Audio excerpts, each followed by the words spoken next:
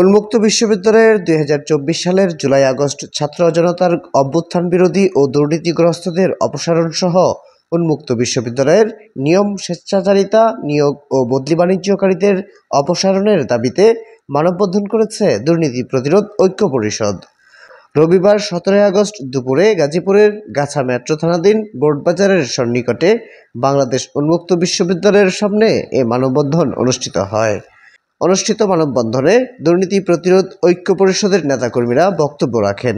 তারা বলেন, জাতীয় বিশ্ববিদ্যালয়ে গণ অভ্যুত্থানের পর বিভিন্ন অনিয়ম ও দুর্নীতির সাথে যা রাজ্য সম্পৃক্ত রয়েছে তাদের অপসারণ দাবি করেন বক্তারা। তা না হলে আগামীতে কঠোর আন্দোলনের হুঁশিয়ারিও দেন মানববন্ধন থেকে। বক্তারা আরও বলেন, দুর্নীতিগ্রস্তদের দ্রুত অপসারণ না করা হলে পুনরায় আন্দোলন গড়ে তুলে তাদের বিরুদ্ধে প্রয়োজনীয় পদক্ষেপ গ্রহণ করা হবে।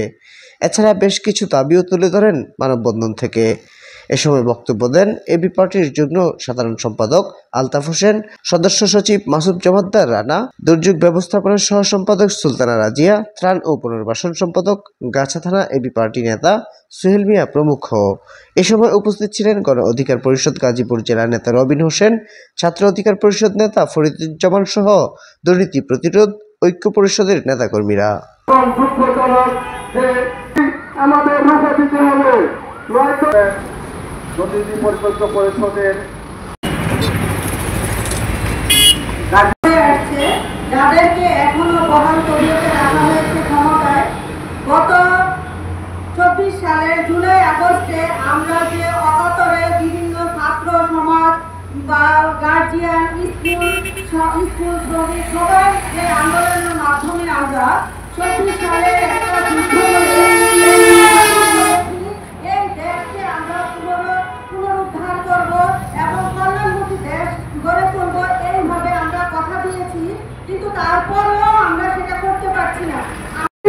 উন্মুক্ত বিশ্ববিদ্যালয়ে এখনো যারা বৈষম্য বিরোধী ছাত্র আন্দোলনের ফসল হিসেবে এখানে নিয়োগ পাওয়ার পরেও দুর্নীতিতে মশগুল আছেন এবং দুর্নীতি করছেন, তাদের অনতি বিলম্বে গাজীপুর থেকে বিতরণ করে আমরা ছাড়ব ইনশাআল্লাহ।